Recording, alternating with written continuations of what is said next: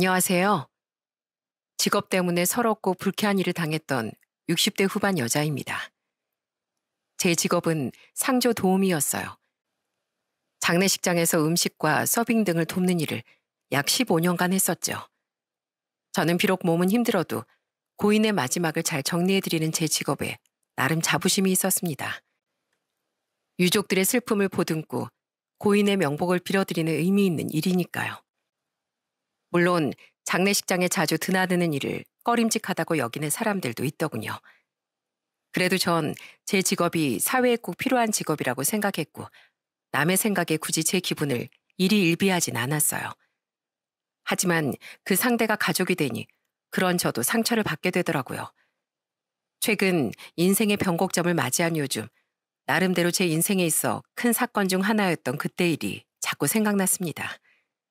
때문에 일기를 쓰듯 이렇게 사연을 보내보게 됐어요. 저는 오래도록 제주도에 살았지만 원래는 육지 사람이었습니다. 어른들의 주선으로 전국의 건설 현장을 다니며 일하던 남편과 만나 남편의 고향인 제주도에 정착하게 된 거죠. 비록 일 때문에 자주 집에 없긴 해도 남편은 참 다정하고 자상한 사람이었어요.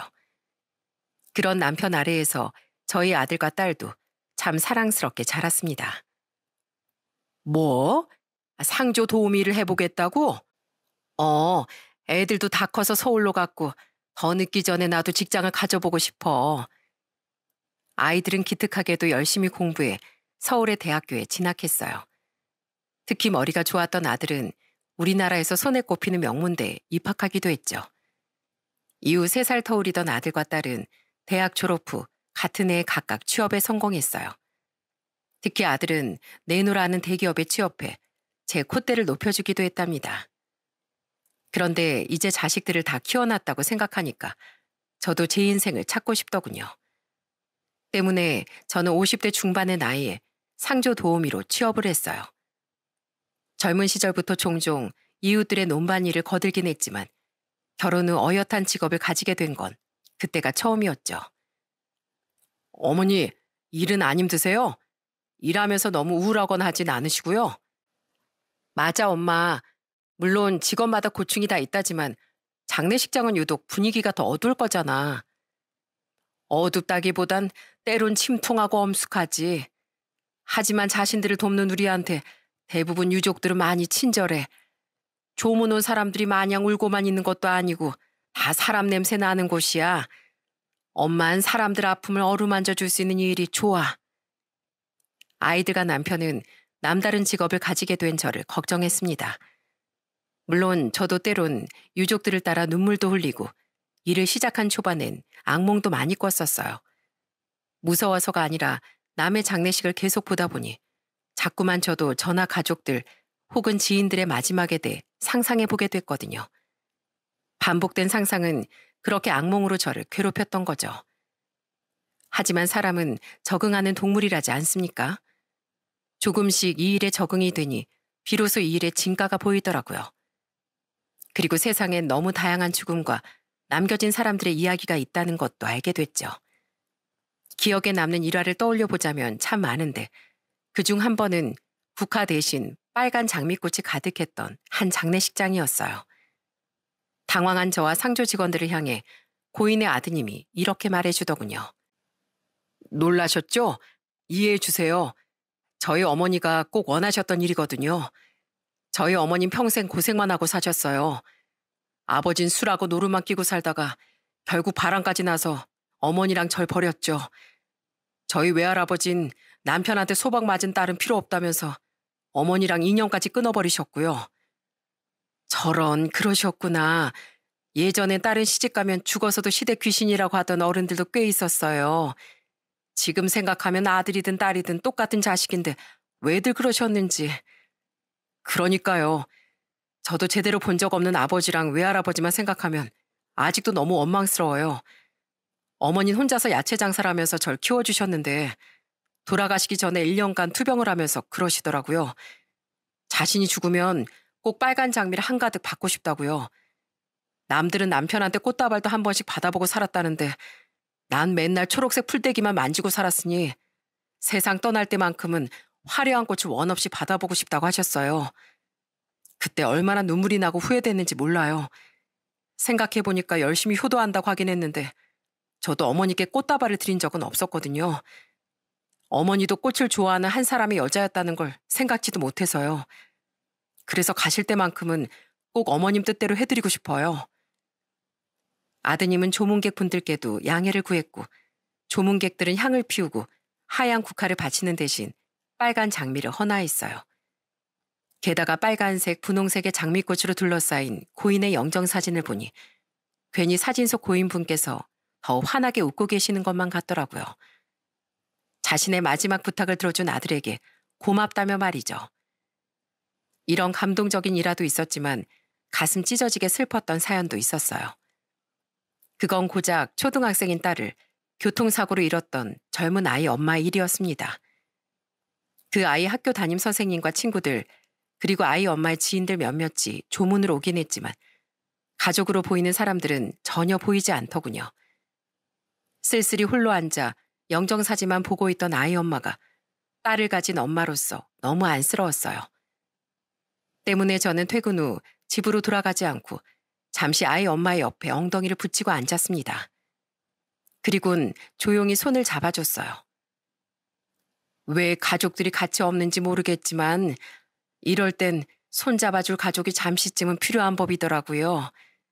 자식 잃은 엄마한테 무슨 말을 해줄 수 있겠어요. 그냥 이렇게라도 잠깐이나마 위로를 건네주고 싶네요. 아이 엄만 제 손을 잡은 채 눈물만 뚝뚝 흘렸습니다. 그렇게 한참을 울다가 아이 엄만 자신의 이야기를 잠시 해주더라고요. 이렇게 누구 손을 잡고 위로받는 게 얼마만인지 모르겠어요. 저요, 어릴 때부터 부모님 모두 잃고 고아원에서 자랐었어요. 결혼할 때 시부모님이 그런절 엄청 반대했는데 남편이 끝까지 밀어붙여서 결혼했었거든요. 근데 결혼식 바로 전날에 남편이 사고를 당한 거예요. 결혼식은 취소되고 시댁에선 너처럼 재수 온 붙은 계집애 때문에 우리 아들 이렇게 된 거라면서 절 욕했어요. 그런데 죽을 듯한 슬픔 속에서 제 뱃속에 우리 딸이 있다는 걸 알게 된 거예요. 아이고, 세상에 이렇게 딱할 때가. 그럼 시댁에선 소녀가 있다는 걸 알고 있었어요? 제가 찾아가서 말했어요. 그런데 자기들은 제 피 섞인 손주는 절대 인정 못한다면서 제가 아이를 낳은 후에도 보려고 하지도 않더라고요. 그렇게 전 혼자 여기 제주도에 내려와서 딸을 키우게 됐어요. 그런데 무럭무럭 자라는 애가 얼마나 예쁜지 우리 딸은 제 세상 전부나 다름없었어요. 근데 이제 우리 딸마저 없으니 전 이제 어떻게 살아가야 되죠? 아니, 제가 왜 살아야 하는지도 모르겠어요. 살아갈 이유는 처음부터 주어지는 게 아니래요. 그냥 살아가다 보면 하나씩 생기는 거죠. 너무 빨리 많은 아픔을 겪은 애기 엄마한테 내 말이 와닿진 않겠지만 그래도 스스로 나쁜 생각을 하지 말아요. 억울하잖아요. 세상에 태어나서 괴롭기만 하다 떠나는 건요.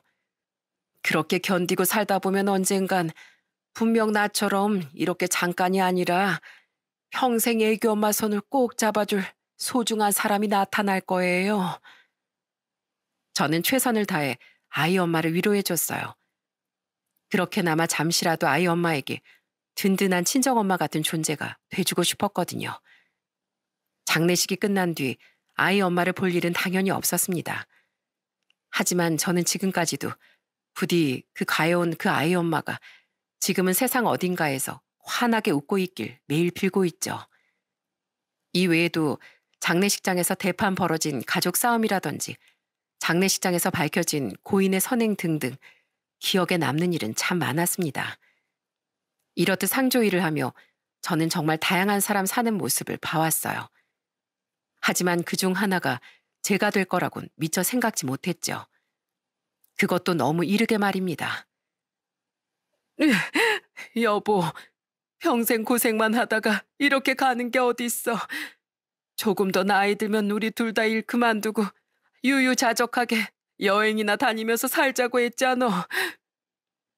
저는 고작 나이 64세 남편을 잃었습니다. 제가 상조 도우미 일을 시작한 지 딱 10년 만에 말이죠. 원인은 공사 현장 근무 중 사고로 남편은 남편을 미처 발견하지 못한 지게차에 깔려 운명을 달리한 겁니다. 평생 가족을 위해 열심히 일만 하다 가버린 남편이 너무 불쌍했어요. 또한 항상 남의 장례식장을 지켜보던 입장에서 막상 제가 유족이 되니 너무 고통스럽더라고요. 그렇게 남편이 세상을 떠난 뒤 저는 유족들에게 한층 더 깊은 공감을 하게 됐죠. 안녕하세요, 어머님. 오랜만에 봬요. 잘 지내셨죠? 그래. 아휴, 우리가 다행히 인연이 끊어지지 않고 가족이 되는구나. 정말 반가워. 우리 앞으로 잘 지내보자꾸나. 첫째였던 아들은 남편이 세상을 떠난 후 나이 38이 된 이듬해 결혼을 했습니다. 남편이 세상을 떠났을 당시에도 아들은 연애 중이었던지라 저는 남편의 장례식장 이후 두 번째로 결혼 인사를 온 며느리를 만난 거죠. 며느린 집안 형편이 조금 어려웠는데 기특하게도 결혼 2년 전 대출을 껴서 자가를 마련해 놨던 아들 덕에 두 아이는 큰 어려움 없이 신혼생활을 시작할 수 있었어요. 아들이 살고 있던 서울 외곽의 자가에서 신혼을 시작했으니까요. 어머님, 저 서울에서 여기까지 오느라 너무 힘들었어요. 저 들어가서 조금만 잘게요. 여보, 지금 주애도 나도 어머니도 다 음식 재료 준비하고 있는데 당신만 들어가서 잔다고? 들어가서 쉬거라. 괜찮어. 그런데 결혼 후에 보니 며느린 좀 철이 없는 편이더군요. 며느리에게 시댁 무서운 줄 모른다는 말은 해당되지 않았습니다. 며느린 가족들이 모두 일을 하고 있어도 개의치 않고 혼자 휴대폰만 만지거나 침대에 들어누워 몇 시간을 자기도 했어요. 저는 아들이 그런 며느리에게 눈치를 주려고 해도 처음에 말렸습니다. 솔직히 제 동년배 분들이면 아시지 않나요? 며느리가 되는 것도 힘들지만 시부모가 되는 것도 정말 힘든 일이라는 것을요. 남의 집 귀한 딸에게 내 자식들에게처럼 잔소리를 하기도 쉽지 않고 남의 집 귀한 딸이라고 생각하니 일을 시키는 것도 미안하잖아요. 하지만 너무 편하게만 구는 며느리가 딸 또한 못마땅했던 모양입니다. 엄마, 나도 시집살이 시키는 시댁은 진짜 나쁘다고 생각하지만 세연이 경우는 좀 다르지 않아? 만약 세연이가 나였어 봐. 당장 엄마한테 궁둥짝 맞았지. 다 같이 일할 땐 일하고 쉴 땐 같이 쉬는 건데 세연이는 밥 차려 놓으면 나와서 먹기만 하고 설거지도 하기 싫어하고 무슨 상전이야? 걔도 회사 다니랴 무슨 날이면 제주도까지 오랴 힘들게 했지. 그리고 너희야 여기가 마음 편한 집이라지만 아직 새색신 네 세연인 여기 오는 것만 해도 얼마나 긴장을 많이 했겠니. 와준 것만으로도 고마우니까 그냥 쉬게 둬라. 네 오빠가 저렇게 2배로 일하지 않니. 그땐 그래도 결혼 초이고 아직 만난 게 몇 번 되지 않아 저도 며느리를 참고 많이 배려해줬던 거예요. 세상엔 딸 같은 며느리 없다는데 정말 저희 며느린 철부지 딸처럼 굴었죠. 그런데 그런 며느리에게 제가 결국 화를 내게 된 사건이 있었어요. 어머님, 저 멸치볶음에 꽈리고추 들어간 거 싫어하는데 모르셨어요? 고기 먹고 싶은데 반찬도 죄다 해산물 뿐이고 저 먹을 게 없어요. 계란 후라이라도 좀 해주세요. 그때 아들과 며느린 집에 오기 고작 2시간 전에 제게 온다고 전화를 했었어요. 아들 친구와의 약속 때문에 제주도에 왔는데 가기 전에 들러서 저를 보고 가고 싶다고요. 저는 급하게나마 집에 있는 재료들로 음식을 해서 밥상을 차려줬는데 대뜸 며느리가 반찬 투정을 하는 겁니다. 그때가 결혼 후 며느리를 본 지 6번째쯤 되던 날이었죠. 이대로 며느리를 가만뒀다간 정말 잘못되겠다 싶더군요. 저는 젓가락을 식탁에 탁 하고 내려놨어요. 그리고는 깜짝 놀란 며느리를 따끔하게 혼냈습니다. 네 손으로 후라이 하나 못해 먹을 거면 아예 먹지 말거라. 네? 먹지 말라고? 너 내가 그동안 쭉 지켜만 봤는데 그래도 사돈들 깬 귀한 딸이라 내 차마 잔소리를 못했다. 근데 오늘은 내가 할 말은 좀 해야겠어. 난 우리 애들이고 남편이고 반찬 투정을 하면 앞에서 밥을 싹 치워버렸다. 더군다나 네가 미리 온다고 언지를 준 것도 아니고 갑자기 온다던 널 위해 내가 마트까지 다녀올 시간이 어디 있었겠니? 게다가 그래도 문어에 갈치에 전복까지 구워줬는데 이만하면 나도 할 만큼 한 거 아니야? 난 버릇없고 경험 없는 행동은 절대 못 참는다. 특히 어른 앞에서 말이야. 기가 죽은 며느린 시무룩하게 제게 사과를 했습니다. 아들은 공항으로 돌아갈 때까지 제게 죄송하다는 말을 반복했죠. 그렇게 혼난 뒤 며느린 그나마 집에 오면 일손도 거들고 조심하는 모습을 보이더군요. 그래도 혼이 나면 개선이 되는 아이라고 생각해 저는 전처럼 며느리를 따뜻하게 대해줬어요. 하지만 며느린 그때만 잠시 기가 죽었을 뿐 여전히 철이 없었다는 걸 저는 나중에서야 알게 됐죠.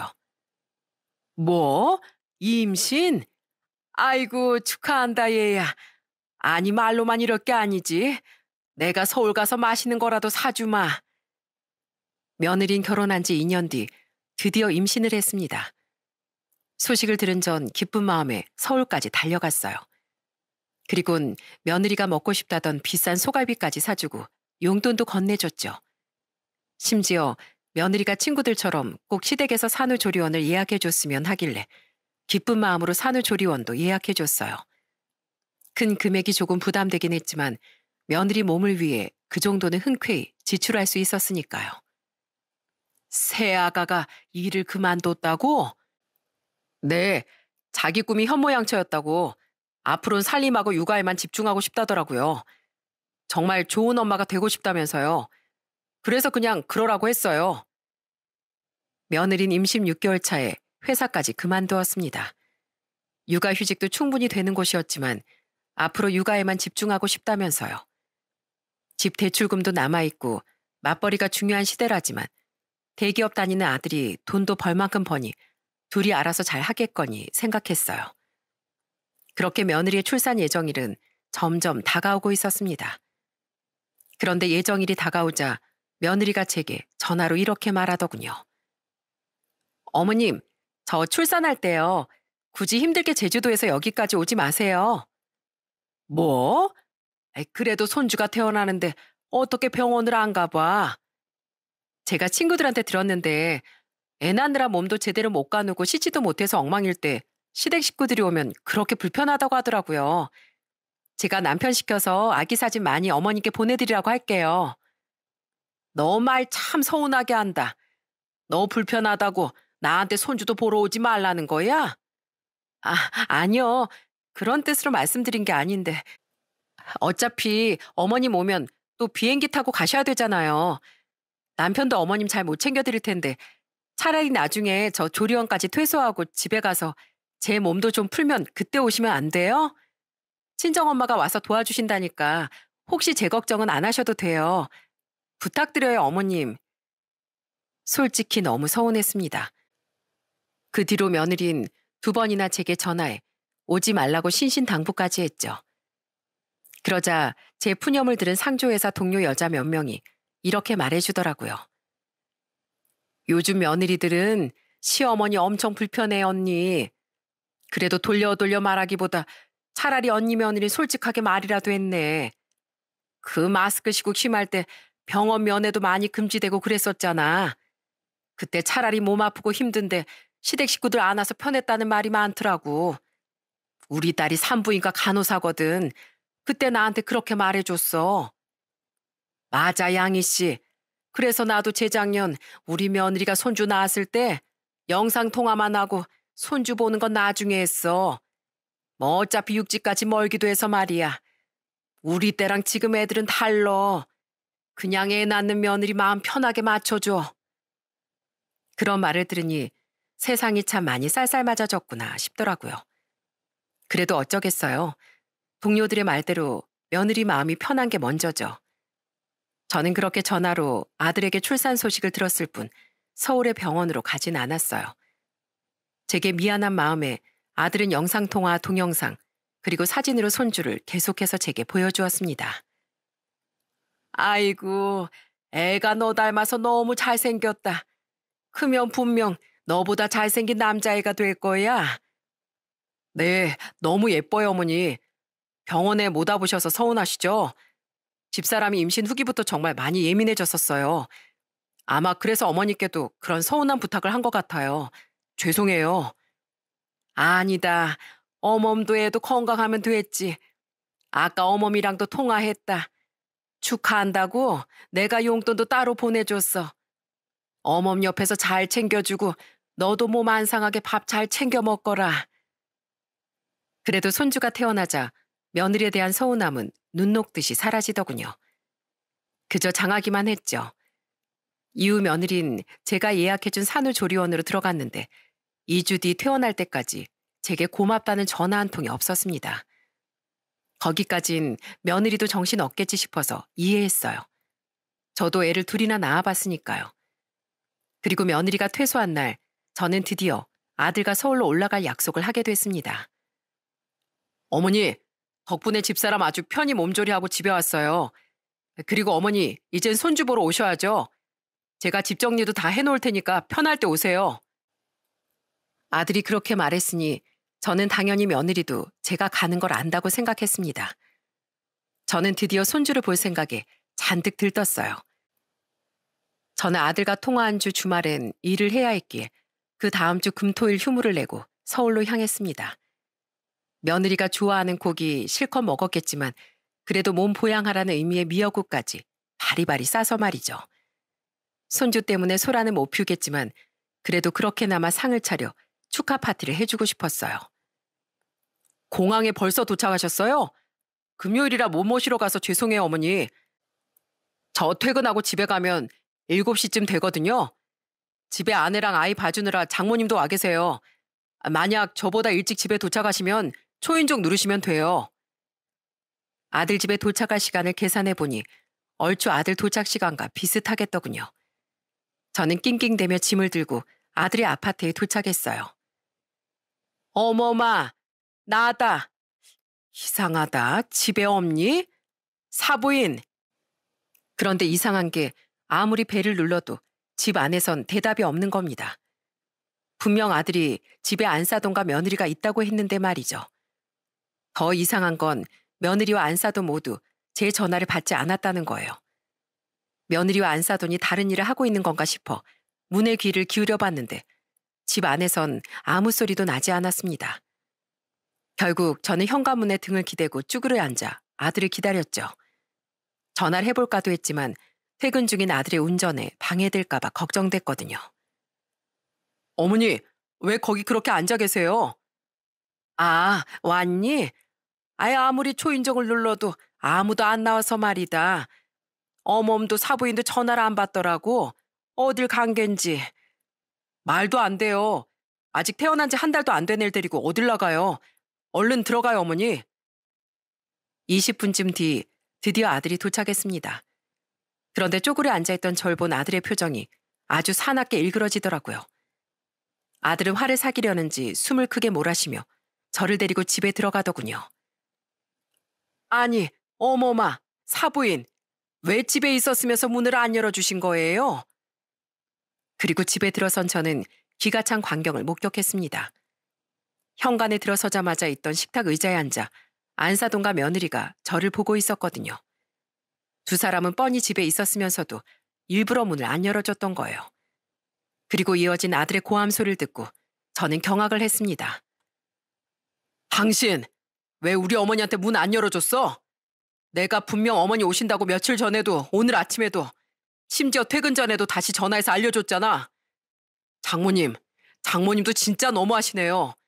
아내가 문을 안 열어주면 장모님이 혼을 냈어야지. 그걸 동조하고 계셨어요? 그 지긋지긋한 미신 때문에? 이게 대체 뭐 하는 짓이에요? 내가 말했잖나. 장례식장에서 일하는 사람이 이제 막 태어난 애랑 산모 있는 집에 오면 부정 탄다고. 그 점쟁이가 절대 저 사람은 이 집에 발들이면 안 된다고 그랬어. 맞아, 여보. 나도 어머님한테 솔직히 이렇게까지 하긴 싫었는데 나랑 애한테 안 좋다는데 어떻게 그럼. 당신한테 어머님 오는 거 알겠다고 우선 대답은 했는데 아무리 생각해도 찝찝했어. 어머님, 죄송한데요. 그냥 돌아가 주세요. 네? 저 부정 타기 싫단 말이에요. 어머님한테 안 좋은 귀신이라도 붙어왔을지 누가 알아요? 뭐? 귀신? 그러니까 너 지금 너랑 네 엄마랑 같이 부정 탈까 봐 일부러 나한테 문 안 열어준 거야? 설마 그래서 너 여태 나 애도 못 보러 오게 한 거니? 황당했습니다. 며느린 제가 불편해서가 아니라 부정 탈까봐 못 오게 한 거더라고요. 아들의 말을 들으니 아들은 이미 그 이유를 알고 있는 것 같았습니다. 그리고 그때부터 전 그동안 미처 몰랐던 아들과 며느리의 갈등을 듣게 됐죠. 그게 뭐든 조심해서 나쁠 거 없잖아요. 안 그래요? 사부인, 우리 딸한테 뭐라고 하지 마세요. 다 내가 시킨 일입니다. 그래요. 내가 툭 까놓고 말할게요. 내 지인이 점쟁인데 알죠? 무당. 내가 거기 가서 자주 점을 보거든요. 근데 애들 결혼 초부터 그 점쟁이가 나한테 계속 경고를 했어요. 안사돈 기가 세니까 우리 딸이 안사돈 기를 팍 눌러놔야 앞으로 결혼 생활 편하게 할 거라고요. 안 그러면 무지하게 고생할 거라고 해서 내가 그동안 부적 써서 가져온 것만 돈이 수천만 원입니다. 근데 겨우 이제 우리 딸 좀 잘 사나 싶었더니 이번엔 장례식장에서 일하는 안사돈이 우리 손주랑 딸한테 부정을 몰고 올 거라지 뭐예요.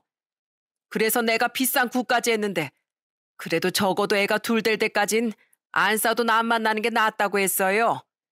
그래서 나도 우리 딸이랑 손주 지키려고 이런 겁니다. 그만하세요, 장모님. 그 지겨운 얘기 저희 어머니한테까지 하지 마시라고요.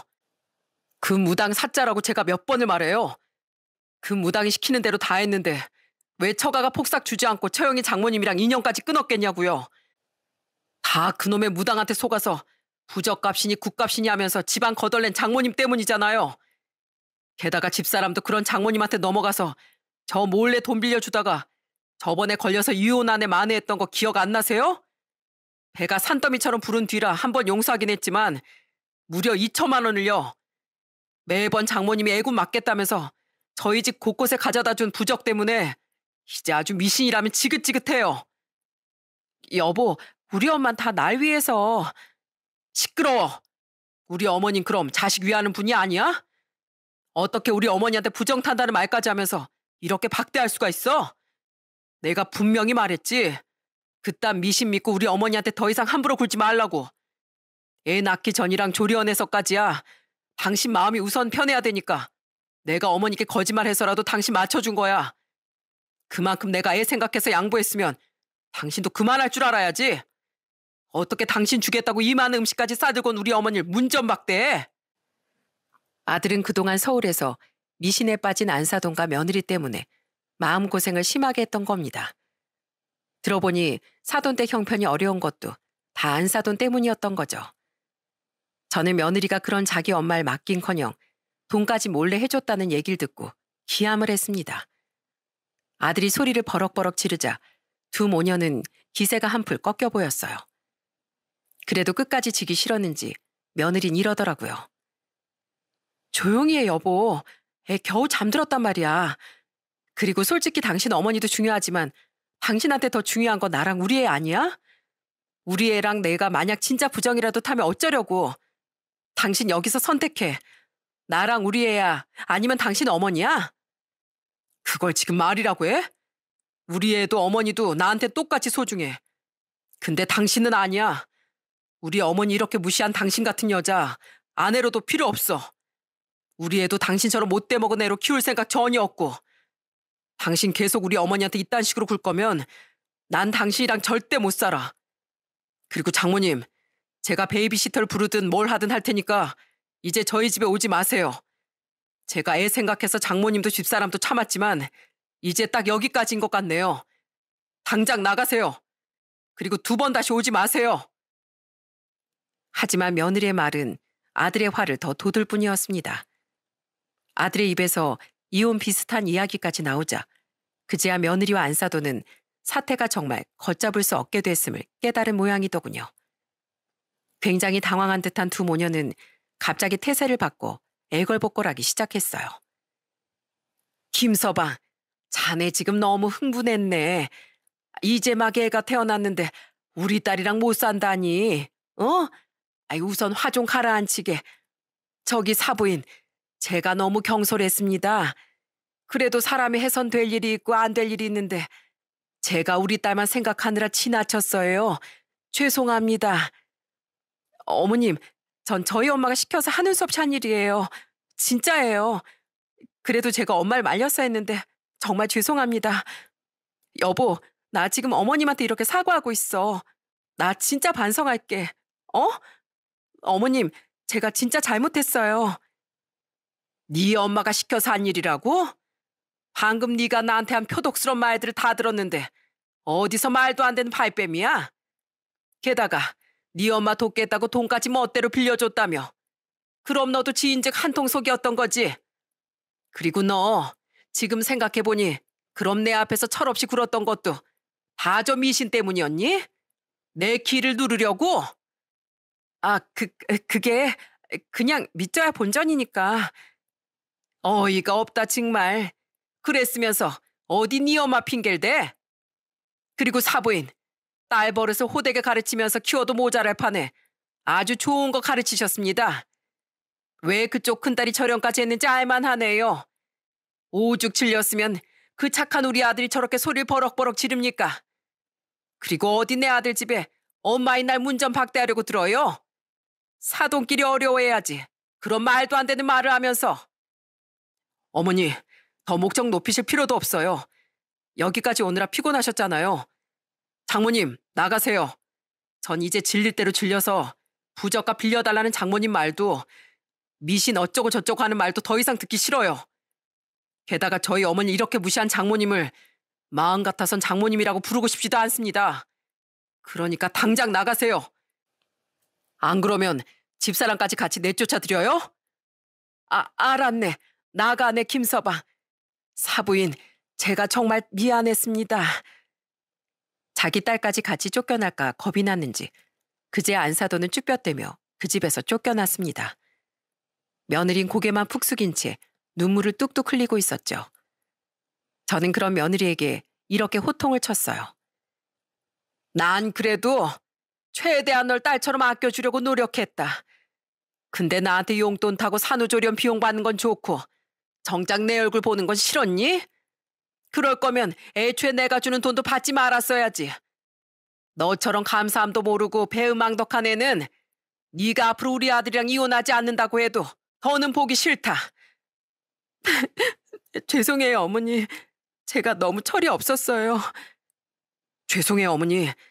집사람이랑 장모님이 저런 사람들인 걸 안 게 결혼하고 1년도 더 지나서부터였어요.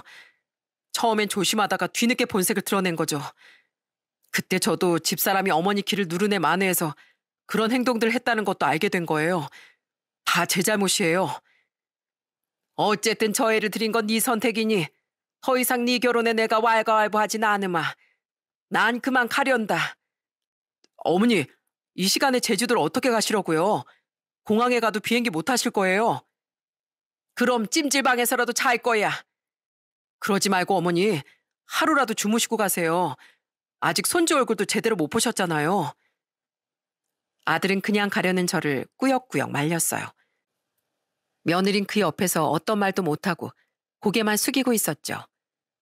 아들은 며느리에게 우리 어머니 내쫓을 생각 아니면 당신이 친정으로 가라고 소리치더군요. 결국 며느린 서럽게 울며 친정으로 가더라고요. 그냥 내가 간다니까 너 애는 어떻게 하려고? 어차피 집사람 자긴 아직 몸이 힘들다면서 아이 새벽 수유든 목욕이든 다 저한테 맡겼었어요. 모유 수유도 하기 싫어해서 분유 먹이고 있거든요. 저 없을 땐 장모님이 애 돌봐주셨고요. 좋은 엄마가 되겠다더니 솔직히 벌써부터 애보다 자기 몸 챙기기 바쁜 사람이 그럴 수 있을지 모르겠어요. 그냥 일이 하기 싫어서 그만둔 것 같아요. 아들의 말을 들으니 그제야 눈아래가 퀭해진 아들의 얼굴이 눈에 들어왔습니다. 저는 며느리 주려고 싸운 음식들을 아들에게 푸짐하게 차려줬어요.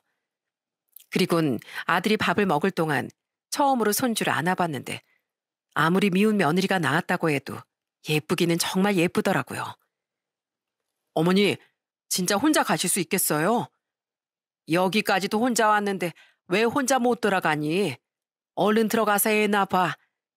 그리고 난 어멈 정말 앞으로 별로 보고 싶지 않으니까 명절에 내려올 필요 없다. 네 결혼은 앞으로 어떻게 할 건지 네가 잘 고민해봐. 저는 뜬 눈으로 밤을 지샌 뒤 택시를 타고 혼자 공항으로 향했어요. 아직 너무 어린애를 안고 아들이 데려다 줄 수도 없는 노릇이니까요. 그리고 제가 제주도로 돌아온 지 며칠 뒤 아들은 전화로 이렇게 말하더군요.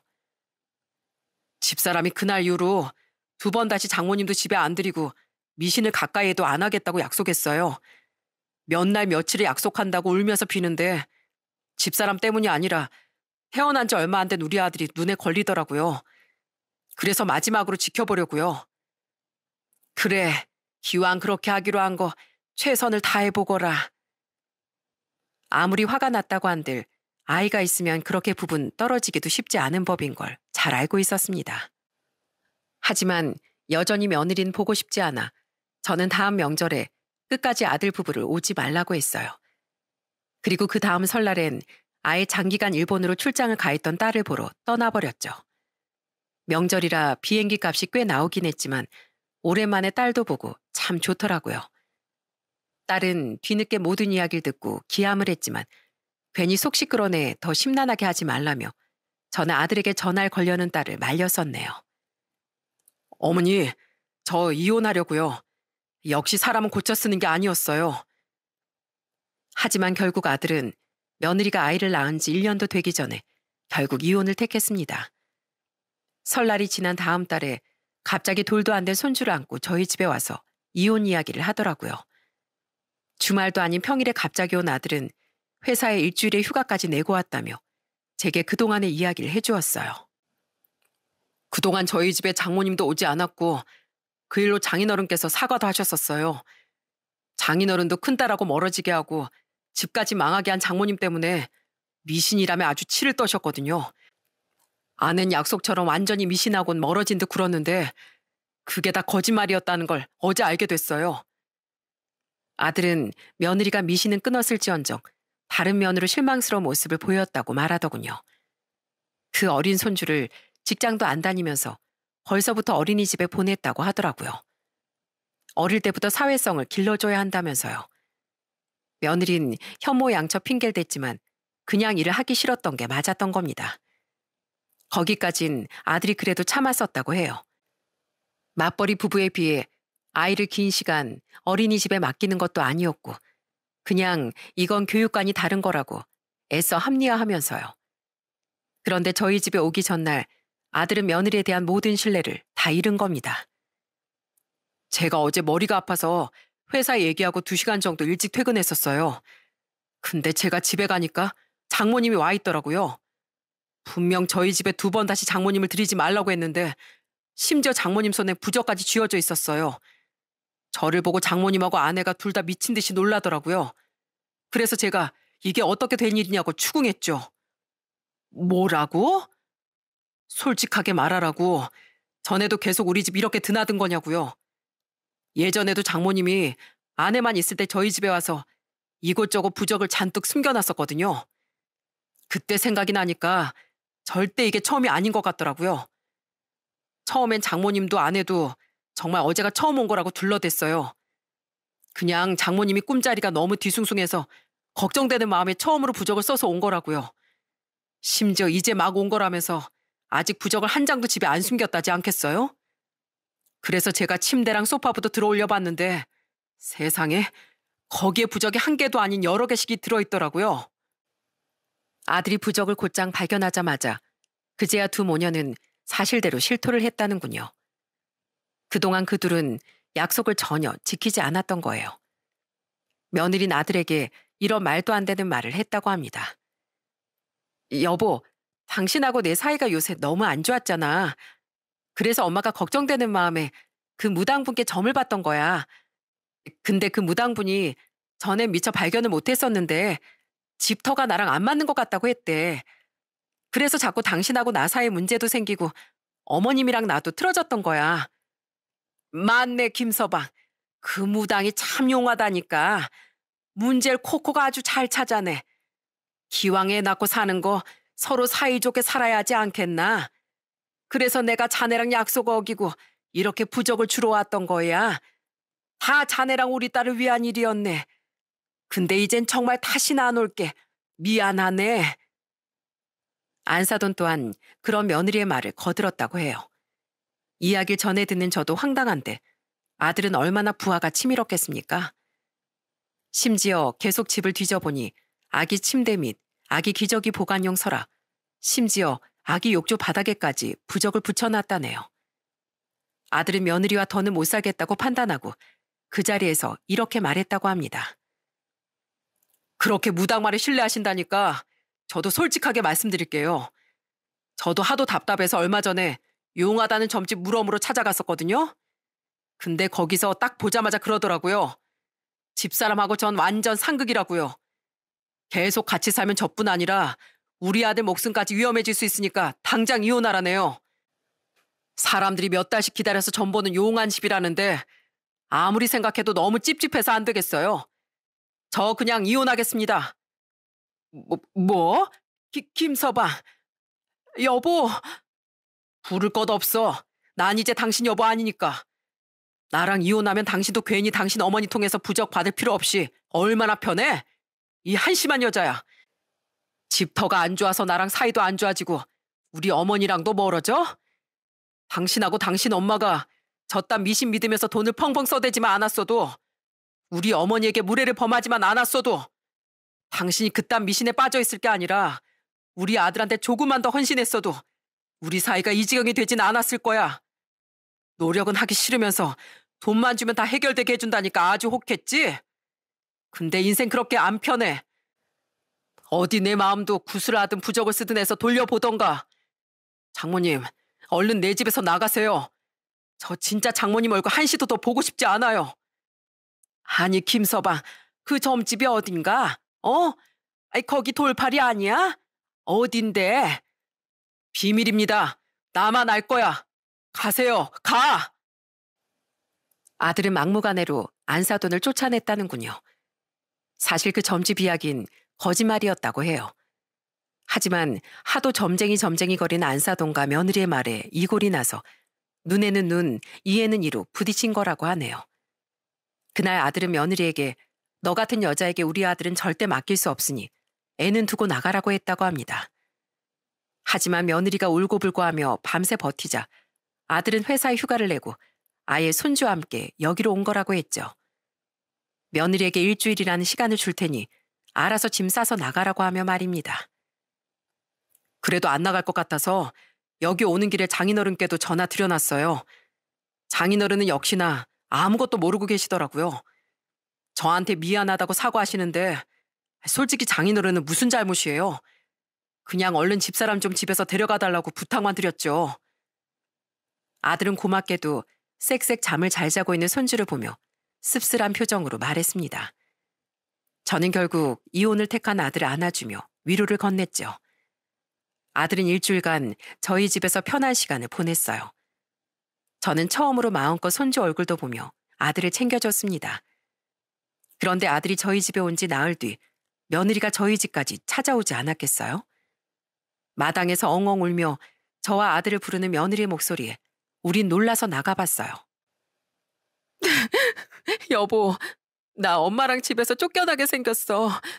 아빠한테 끌려서 친정으로 갔는데 아빠가 나랑 엄마한테도 나가라는 거야.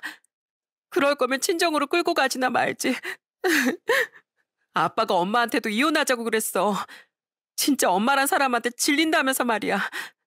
근데 엄마랑 나한테 당장 돈이 어딨어. 그래서 언니한테 전화했더니 언닌 한심하다고만 하고 2번 다시 연락하지 말래. 여보, 나 진짜 앞으로 새 사람처럼 변할게. 진짜 무당에 묻자도 안 꺼낼게. 그러니까 제발 나 좀 다시 받아줘. 우리 아빠가 당신을 좋아하잖아. 당신 이혼 모르고 아빠 설득해주면 아빠가 엄마랑도 이혼 안 할 거야. 어머님, 저 진짜 인생 망치게 생겼어요. 제발 우리 아들을 봐서라도 어머님 아들 좀 설득해주세요. 저 여기까지 비행기 타고 택시 타고 진짜 힘들게 왔는데 이런 제 고생을 봐서라도요. 네? 고생? 넌 여기까지 빈손으로 오는 게 고생이었니?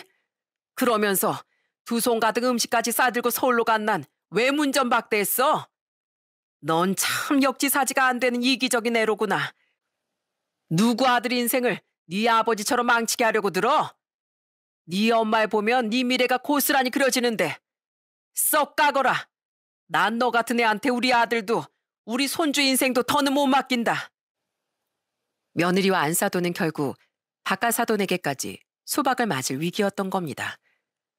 때문에 아들 바짓가랑이라도 붙잡아 보려 여기까지 온 건데 딱하긴커녕 너무 한심하더라고요. 저는 도끼 눈을 뜨고 며느리에게 소리쳤어요. 그리고 아들은 엉엉 우는 며느리 붙잡고 대문 밖에까지 쫓아냈죠. 그래도 며느리가 가려고 하지 않자 아들은 경찰까지 부르는 신용을 했습니다. 그제야 땡깡이 아무 소용없다는 걸 깨달은 며느린 아이처럼 울며 사라졌어요. 그렇게 아들은 짧은 결혼 생활에 마침표를 찍었습니다. 직장도 없고 친정 도움도 못 받게 된 며느린 아들에게 양육권을 줄 수밖에 없었어요. 가뜩이나 받을 분할 재산도 없었지만 안사돈에게 멋대로 퍼준 돈도 있고 재산 기여도도 턱없이 나자 며느린 결혼할 때 해온 혼수 비용도 제대로 건지지 못하고 맨몸으로 쫓겨나야 했죠. 그렇게 이혼이 완전히 마무리된 것이 바로 얼마 전입니다. 아들에게 들으니 지금 며느린 정말 안사돈과 친정에서 쫓겨나 작은 월세집에서 살고 있다고 하더라고요. 장인어른이 마지막으로 저한테 전화를 주셨더라고요. 그동안 미안했고 앞으로 잘 살라고요. 장인어른은 장모님이 이혼을 끝까지 안 하려고 해서 아직 이혼 소송 중이세요. 어차피 장인어른이 이길 건데 왜 그렇게 버티는지 참. 아무튼 이제 그 집 일엔 신경 끄려고요. 저는 얼마 전 상조 도우미 일을 그만뒀습니다. 이른을 앞둔 지금 이제 마음으로만 고인들의 명복을 빌어주며 제 인생을 잘 마무리하기 위한 준비를 하고 싶거든요. 그렇게 인생의 마지막 국면에 접어들며 제가 뗀 첫 발걸음은 제주도 집을 정리하고 혼자 고생하는 아들 집으로 들어가 손주를 봐주며 살기로 한 거예요. 제가 낳은 자식들의 뒤를 끝까지 지켜주고 돌봐주는 게 제게 남은 숙제 중에 하나라고 생각하니까요. 그리고 내년에 일본 출장을 마치고 돌아올 딸이 오랜 시간 동안 만나고 있는 남자친구와 결혼하게 되면 이젠 같은 서울에서 살고 있을 테니 많은 도움을 줄 수도 있을 거라고 생각해요. 여러분, 자신에게 걱정거리나 어려움이 생겼을 때 사람들은 해결책을 찾으려고 하죠. 하지만 그 해결법을 자신의 내면에서부터가 아니라 어리석은 제 전 며느리처럼 허황된 것에 의지해 찾으려 한다면 그 결과는 결코 좋을 리가 없답니다. 진짜 무엇이 중요한 건지를 놓치고 있을 테니까요. 미신을 지나치게 맹신했다가 결국 모든 걸 잃은 두 모녀처럼요. 물론 절박함 때문에 미신에라도 매달리는 간절한 분들의 경우는 별개지만 말이죠. 결국 처참한 결말을 맞게 된 전 며느리와 안사돈의 이야기라며 저는 어리석은 맹신에 대한 위험성을 말하고 싶었어요. 오랫동안 상조일을 하며 느낀 건 인생은 언제 마지막을 맞이할지 아무도 모른다는 겁니다. 그러니 기왕 살아가는 거 하루하루를 사랑과 감사함으로 채워서 살아가시길 바랍니다. 잘못된 행동을 저질러 제 전 며느리나 안사돈처럼 후회로 가득한 삶을 살아가지 마시고요. 저 또한 이젠 앞으로 전 며느리에 대한 원망은 있고 제 자식들과 손주의 행복만 바라며 열심히 살아가려고 합니다.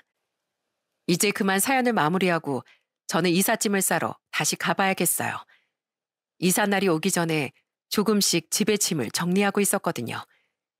긴 제 사연 이렇게 들어주셔서 감사드립니다. 모두 행복하세요.